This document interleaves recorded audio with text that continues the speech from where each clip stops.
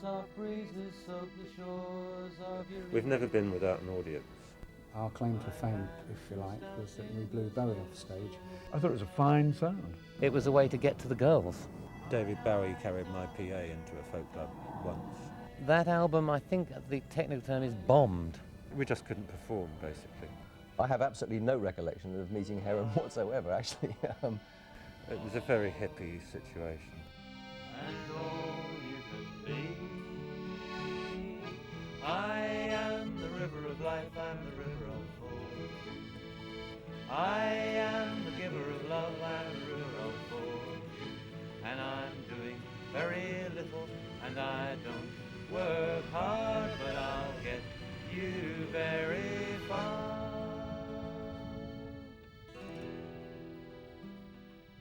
Ah, hello, there you are. Heron, I love them. I adore them. I love the way they look. Thank you. I love the way they feel. I love the way they smell. But thank you. Most of all, I love the way they taste. Here's a roast, thank you. Here's a roast heron sandwich that I made earlier that I think you're all going to enjoy. Thank you. How would I describe Heron? First and foremost, English, very English sound, and we're a harmony band. We do have a catchphrase. I'm not going to use the catchphrase. English, Yeah. romantic, Romantic. pastoral. Right. Got to remember that, we were rehearsing that all last night. I thought it was a fine sound, particularly the new album, which I've been getting into the last couple of weeks. I think it's a really good piece of work. It's very reminiscent of that whole period of English folk music. Let's say we're quite bucolic in our sound. Tuneful. It's got a sort of English, pastoral, summer day kind of feel to it. The project that we're working on at the moment is reliving our past, I guess, in a sense.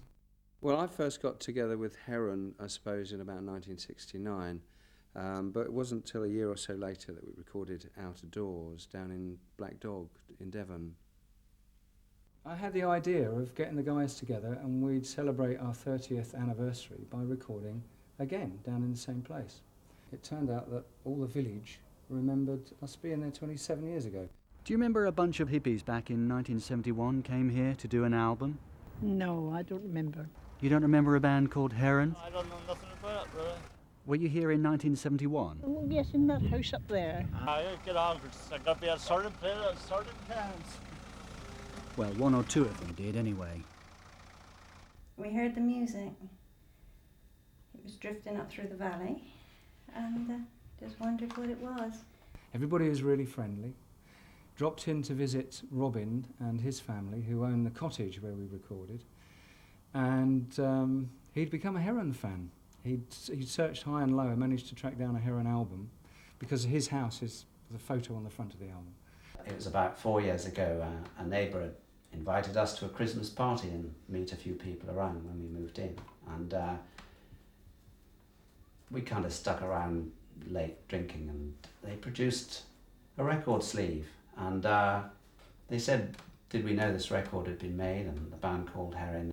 There were 2 records in there, and I put them on, and they were pretty crackly and scratched, and I don't know, all of us kind of got carried away with this winky wonky music had been made here in our place, and there were birds singing, and it just seemed strange. It wasn't my sort of music then, but it's become so in a way.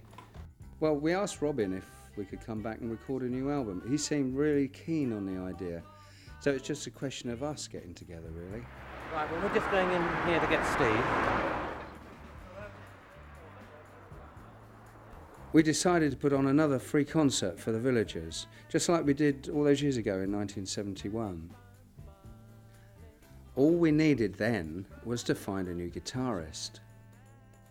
Well, Steve told me the story, how the band went down there to Devon years ago to do this album. They were apparently one of the first bands to do an open-air album. And he asked me if I'd like to come down with them and do it. So I said, yeah, why not? great. 2 weeks down in the country with a bunch of old hippies. Sounded good. Finding the place was another story.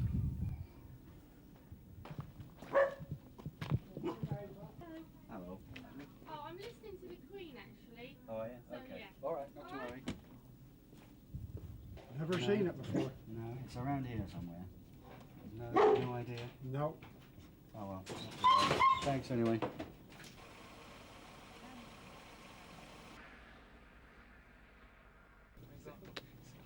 This must be the place. Hi, nice to see you. You must be the chap from the job centre, yes? Yes.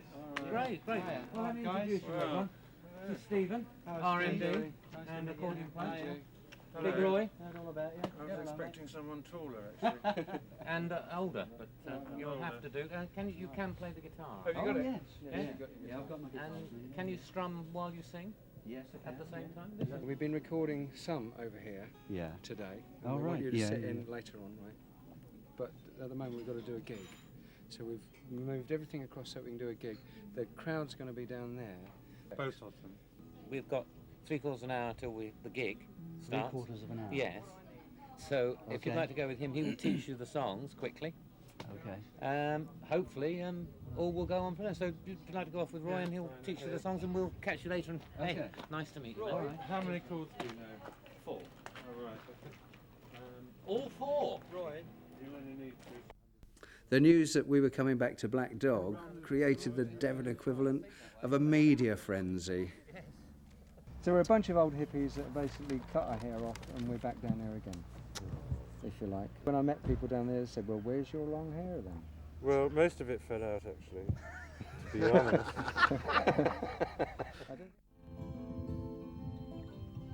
See the waters drifting by on a winter's day in the cold.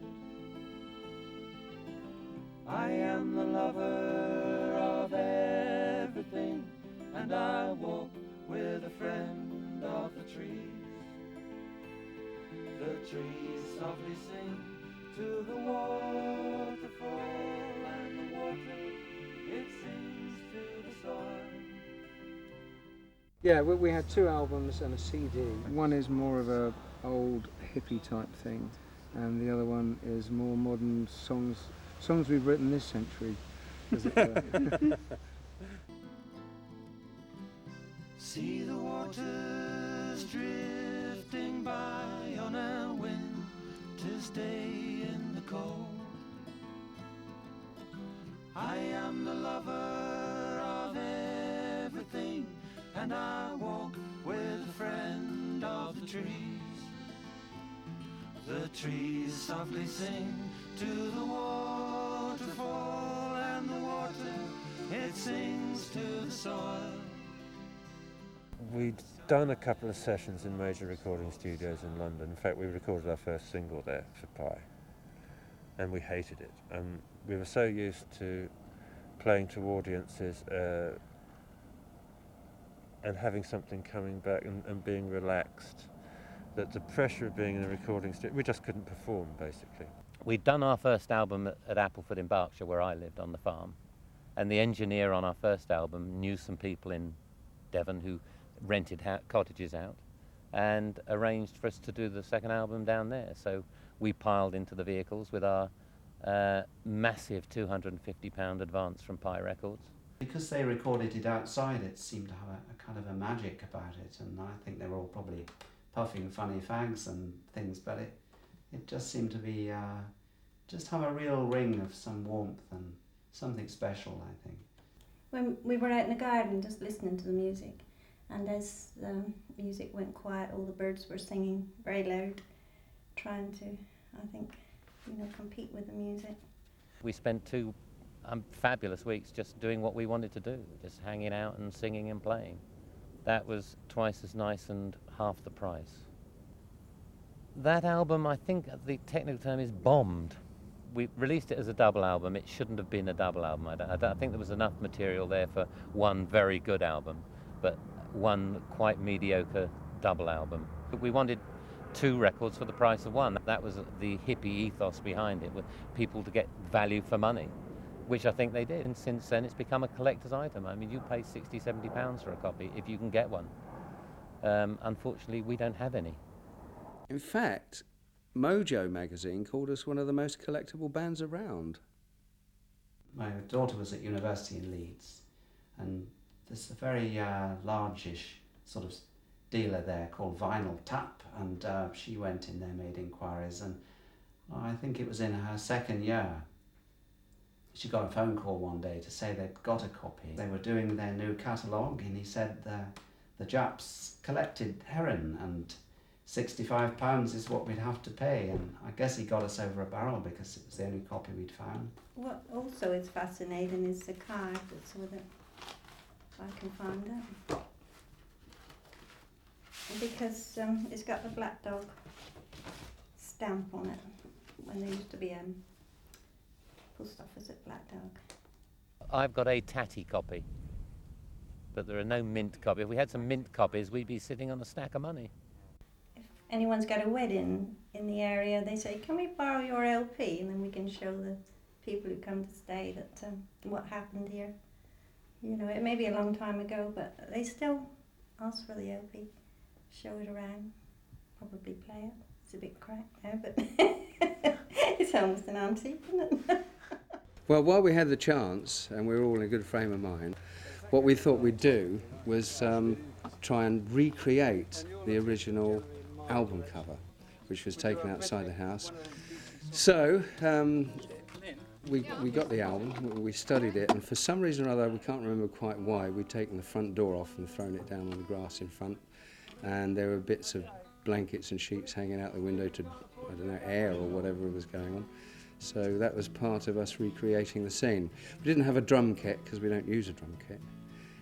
So we, as it were, visually created a similar situation to the drums as we saw them in the picture. And we had some wigs, we had costumes, and we just thought we'd get into the part and act it out, see how it looked. I don't look ridiculous though, do I? Do I look a little like Mark Bolan? More people that side. Wouldn't mind,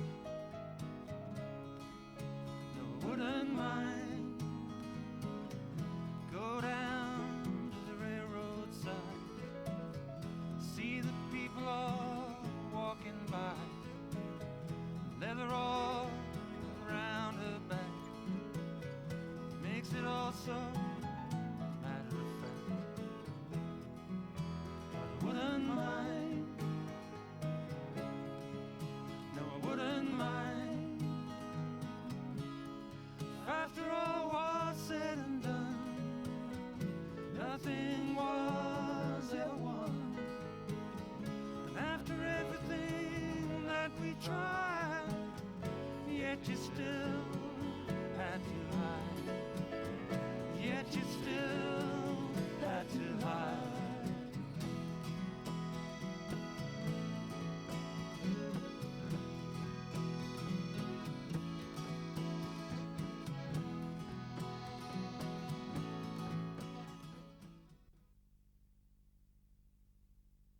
The early days.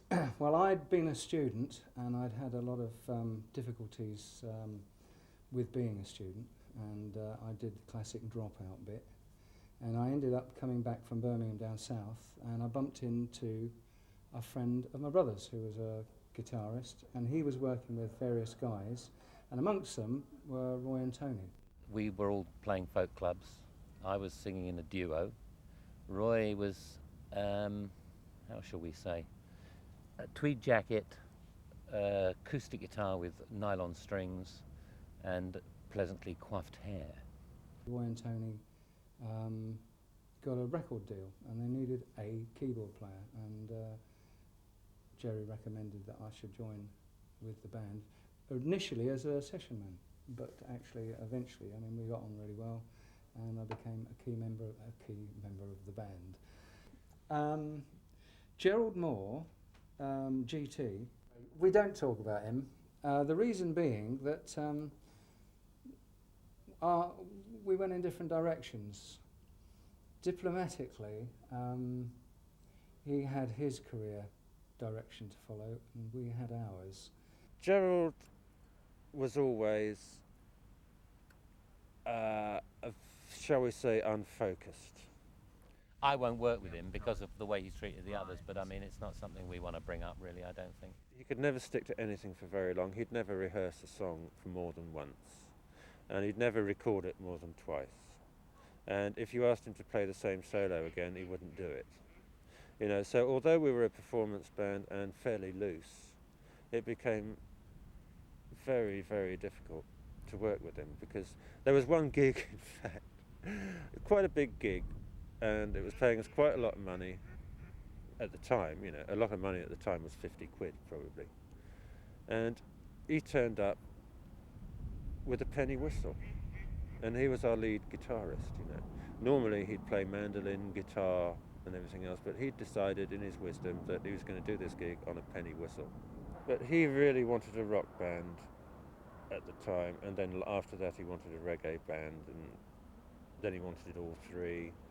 And eventually, when it became obvious that the record company weren't going to be behind us, we sort of drifted apart, I suppose. Curiously, we managed to track down another Jerry, Jerry Power.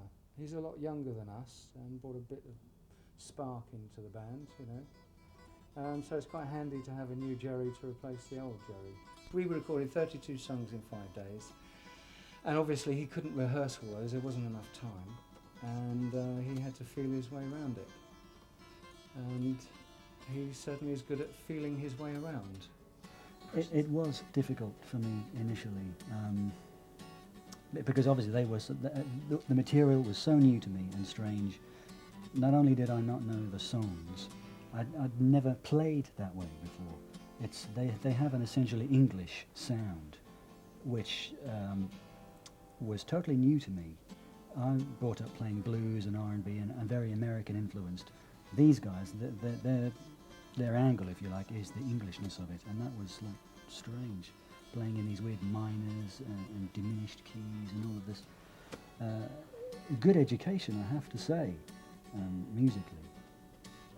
It's good. 30 songs. Yeah, 30 songs to learn, serious cramming, playing the sort of music that I certainly wasn't used to playing. So that it was challenging. It took me about 3 days to actually relax and be able to play, I think, because before then I was just learning chords and trying to remember arrangements and words and when to come in singing, and nightmare. But after 3 days I eventually settled down and you know, could play. Jerry's become completely enmeshed in the way we live and the way we work, and has turned out to be an essential cog in the whole thing, really. Now that we've got Jerry, I'm really glad, because Jerry has got a lovely personality. He's a great player. He's every bit as good as Gerald. He's a good writer, and he's easy to get along with. How will we answer tomorrow's child? We stand accused when he sees his Mother Earth so cruelly abused, when all he has are picture books of how it used to be, when there's poison in the rivers, no whales in the sea. What will we say to tomorrow's child to help her understand, if all we leave our children is a wasteland? Once we'd started playing around, we started getting gigs in other folk clubs and colleges particularly, and we started to meet a lot of the other musicians around at the time. It was at the same sort of stage of development as us, people like John Martin, who became a really good friend at that time, Al Stewart, and a little bit further down the line, David Bowie. Ground control to Major Tom. He saw us playing somewhere, I can't remember where, and he used to run a folk club down in Beckenham, and he booked us for that out of the blue one day. After he'd had his big hit with Major Tom, he went quiet for a while and ran his folk club and stuff. And so it is quite a memory that David Bowie carried my PA into a folk club once. Well, my key memories of that era were the festival days. We enjoyed a lot of festivals. It was very open days in terms of gigs. You could get to work with all sorts of now very famous people, but you could be on the same stage. So we worked with Bowie, for example, on the Radio 1 with John Peel. And that was quite an experience. A lot of people there. It was his first gig with his new band, which was as yet unknown. And we went into the studio to rehearse and to do the sound check, and we were very loose, and we just asked around. We just knew that if we blew all our energy on the sound check, we wouldn't do a good gig. Then come the night, of course, we actually all pulled together, and we did a stonking show, and the audience absolutely loved it. And John Peel loved it, the whole sort of works. And of course, what happened? It threw Bowie. So he got up, and the first song he did was "Oh You Pretty Things" on the piano. He sat down at the piano and he started to play. And then he stopped. He said, "Oh, I'll do that again." And he started to play, and I'll do that again. And people started sort of, twiddling their thumbs, getting a bit difficult in the audience. So our claim to fame, if you like, was that we blew Bowie off stage. At least that's what we like to think.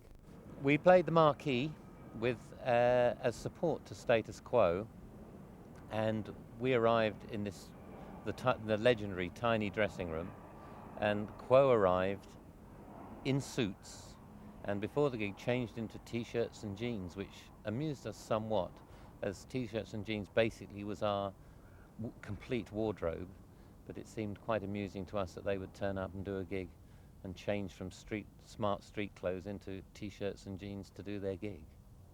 The Status Quo's crowd came. And the Status Quo's crowd have always been the same. You know what they're like. It's like loads of lagers and let's go for it, lads. So of course this little gentle folky acoustic band comes on and everybody's going, what is happening? Fortunately,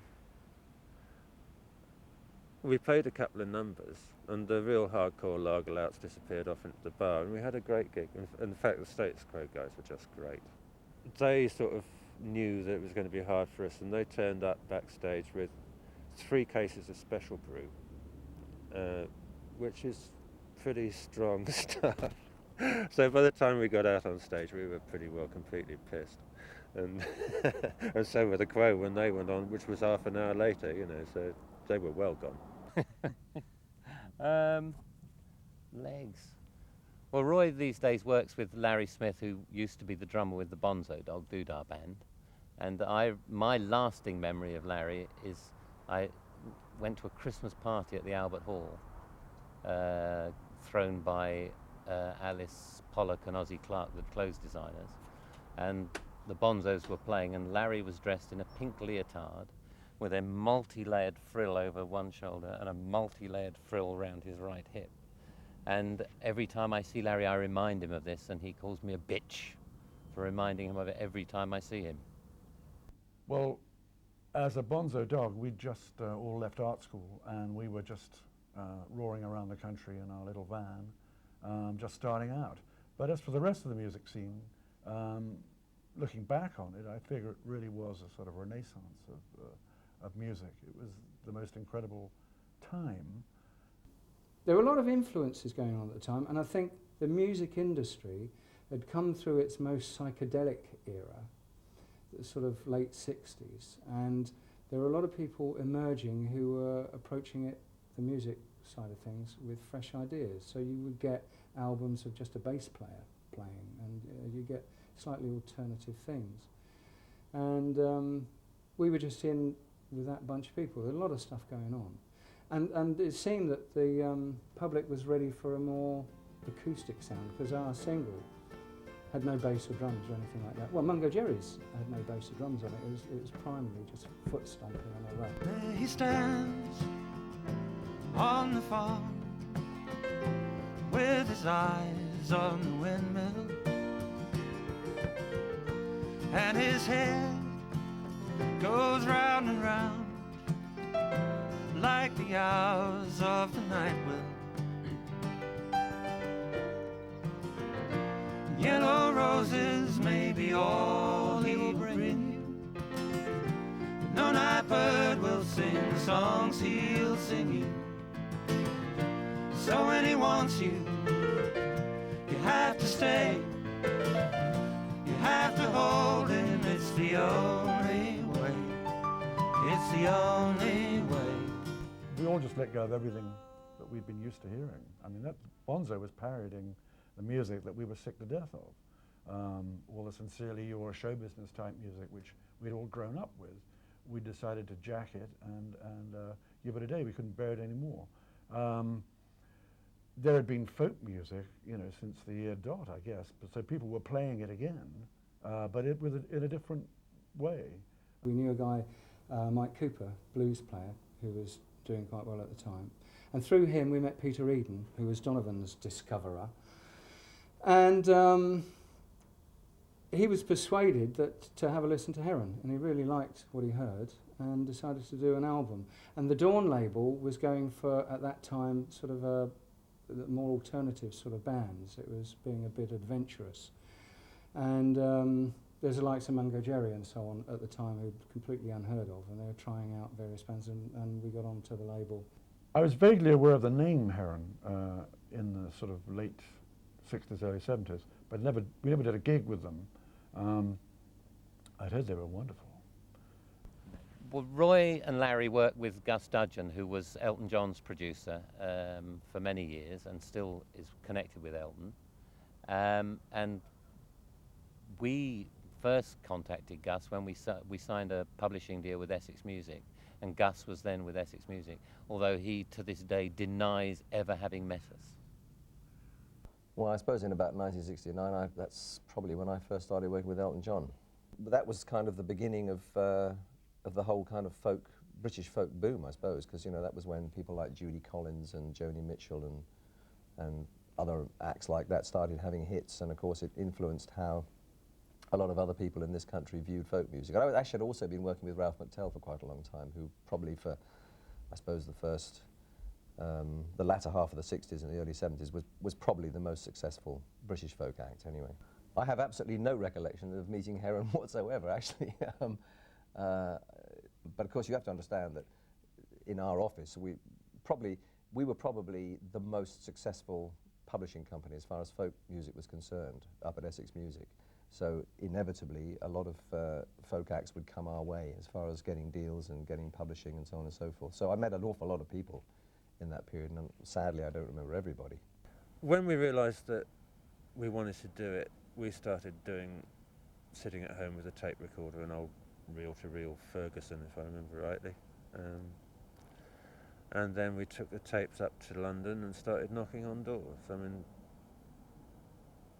completely fearless. We just sort of phoned people up and said, we're coming round with the tape, and turned up. And eventually we got our first interest from a company called Essex Music that signed us up for publishing, and not really knowing very much about it at the time, we signed a publishing deal with them, which was one of the big business rip-offs at the time. Publishing companies, if they saw anybody came in with a song, they'd sign them. If you're lucky enough, as we were eventually, to get a record contract, then they say, well, you're signed to us for publishing, thank you very much. And they haven't given you anything, not a penny, not a bean. They haven't done anything to help you. They might occasionally have given you a little back room with a tape recorder in it to put your songs down on, but that's as far as it goes. That's only so that they've got proof that those songs belong to them. So any young kids out there that get offered publishing contracts, and it still happens, forget it. If you haven't got a record deal, it's not worth signing a publishing contract, just tell them to go away. We did the recording, we were on a high and on a roll. Everything seemed to be happening. The next thing you know, we're on the radio and we're chart-bound sound. Tony Blackburn's playing us, Kid Jensen's playing us, John Peel, all sorts of people playing us. And we go, yes, it's happening. And we were just waiting really to become millionaires and pull all the women and, you know, do all the usual sort of rock and roll stunts. Instead of which, you couldn't buy the single.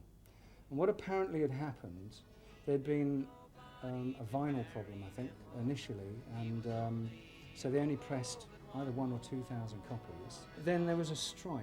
The delivery van drivers were on strike, so you just couldn't get the single. And what actually happened for us, having been on a high, suddenly we just plummeted. Well, I in particular. I was married with kids and all the usual sort of responsibilities. The other guys weren't in my situation. And it took a lot of steam out of us. Okay, you ready? Ken Dixon's our sound man on this recording. Are you up for this? That's why we're here, Ken. Hope you don't then. Hello, What has gone wrong he's here? adding up the Oh, bill, no, isn't he? Ken's got another one of his mysteries. Uh, Ken Dixon, too weird for the X-Files. What is going down here? His crystals are playing him up. At least that's what the doctor said. Whoever's isn't in it? there is interfering with the Calming. Crystal energy the of calming his they're influences. interfering with the ley lines. Anyway, we've known him for years, but this is the first time we've had to work with him. Probably the last.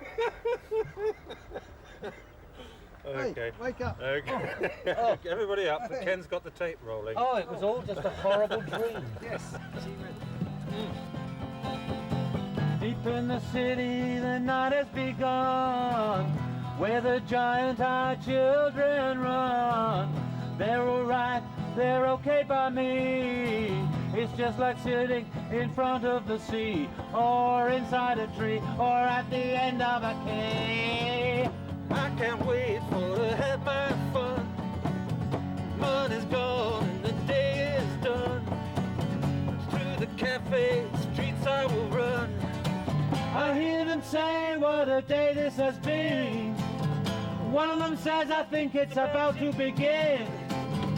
I all think it's a wonderful thing. Say it's alright, I can let them all in. We recorded 32 songs, which is enough for 2 albums. We recorded half the songs are songs from the 70s era, if you like, that we never recorded then, and some songs that we recorded then which we felt we didn't do the way we wanted them to be done. And the other half of the songs we did a new material. So it just came about that we now happen to have enough material to do 2 albums. We've been mixing some of the tracks for the new album at Wheeler End Studios just outside Marlow, which is engineered by a guy called Stuart Epps. If I could talk to the coldest tune, find no life in the city. If I could walk through the world's greatest one, find no one to walk with me. And the devil will never take my soul away, but leave me on my own to sing my song alone.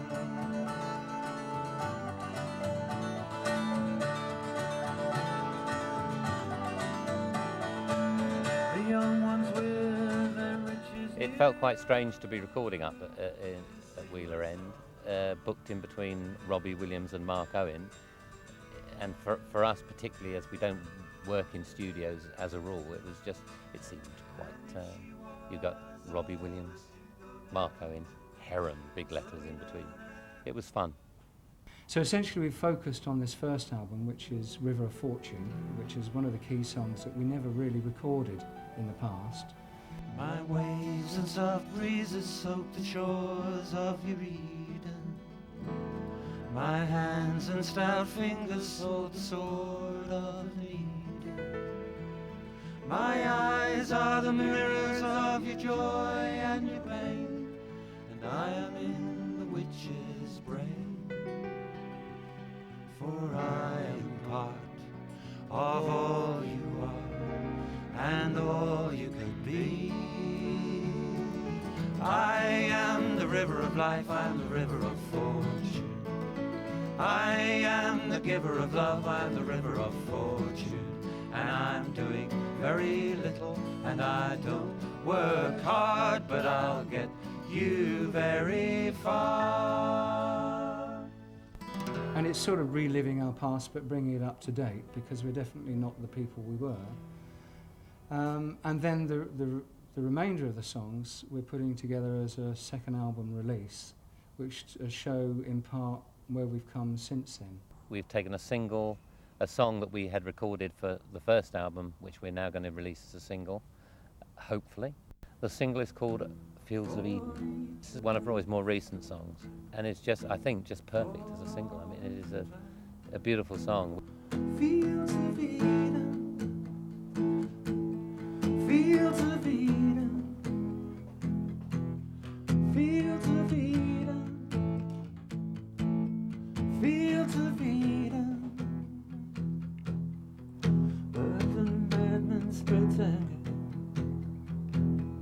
the garden of love. We played it just to see how it would sound, and it just sounded single to us straight away. When we came back from Black Dog with all the tapes we'd done there, well, when we went down there, I didn't expect anything, you know. I just went along for the ride, more or less, and for the crack, because I've always loved the music. I've always wanted to put it down properly, and it was a good opportunity to do that and have a bit of fun. But when we came back with it, when I first heard it back when we came back, I thought, wow, this is exactly what I wanted to do 25 years ago. And I'm really proud of it. You know, I can listen to it myself. It's kind of fresh, and it has this kind of look back at what they were doing, yet tweaking into what we're all doing today. It's the same with the Bonzos. I mean, involved in a project now with Bonzo Dog. We are kind of retweaking Bonzo, remarketing Bonzo in a way, for today's audiences. This we'd like to dedicate to Ros, Jack and David, who yesterday amused 4 grown men by lending us tractors to driving around and around and around in a field. We've never had so much fun in our lives, and we want to do it again. This is called The Devil. It's not personal. I could talk to the coldest too, find no life in the city. If I could walk through the world's greatest wound and find no one to walk with me, then the devil will never take my soul away. But leave me on my own to sing my song alone.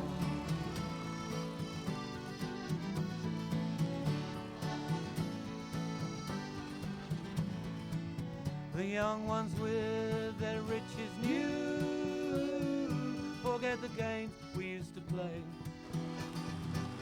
But even then it all seemed too cruel for anyone to say. And the devil will never take my soul away. But leave me on my own to sing my song alone. The nearest thing I could compare it to is a band that I used to work with called Magna Carta, who in fact were the band that Davy Johnson came from, who then became Elton's guitarist. And it's very similar. I had quite a big album with them called The Seasons, which was a sort of, I hate the word, but it was a concept album. And having heard the new Heron album, I think it's very similar to that. But it's not going to be easy today to get, you know, major interest in it, I don't feel. There is still a hardcore of people in this country who love that kind of music and who've never, in the same way, you know, there are still rockers around that will turn out for the most ancient rock artist who can hardly sing or walk anymore. They'll always, there's somewhat of an implication there, but nonetheless what I'm saying is there's always been a hardcore for any kind of major genre of music that's taken place, of fans who will love that music till, you know, forever, which is great. So there's obviously an audience. The reason we're still together after 30 years is because we don't have any front. We treat each other with the contempt we deserve. We treat each other with the respect we deserve.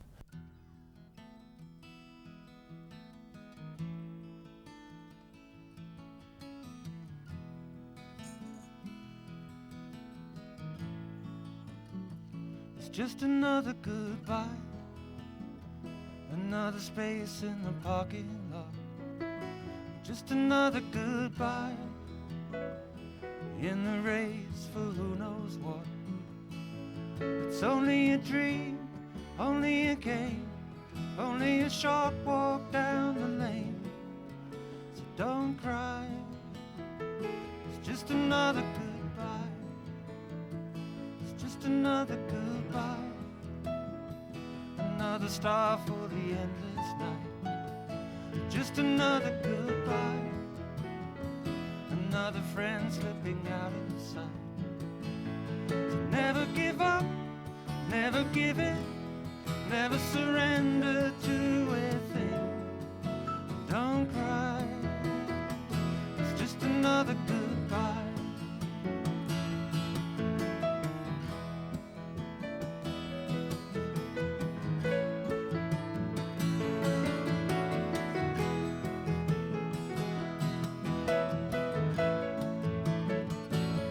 It's only a dream, only a game, only a short walk down the lane. So don't cry, it's just another goodbye. It's just another goodbye. Another cloud across the sun. Just another goodbye. Another room with the curtains drawn. It's just a little less love, a little less light, a little less music in the night. So don't cry, it's just another goodbye. A little less love, a little less light, a little less music in the night. So don't cry, it's just another goodbye. Don't cry, it's just another goodbye. Don't cry, it's just another goodbye.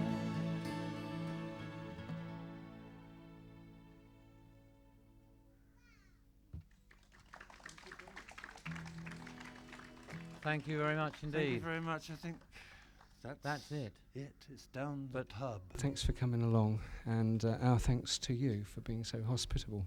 Thank you. Bye-bye. We'll remember it always and think of it as a special time. And if the place has got a spirit of creativity in it, I guess it's added and imprinted a little more. We had a chance to do it all over again, and we didn't waste it. Come on, mate. If only we knew now what we knew Then. all those years ago. It was always about the music. The music was the most important thing.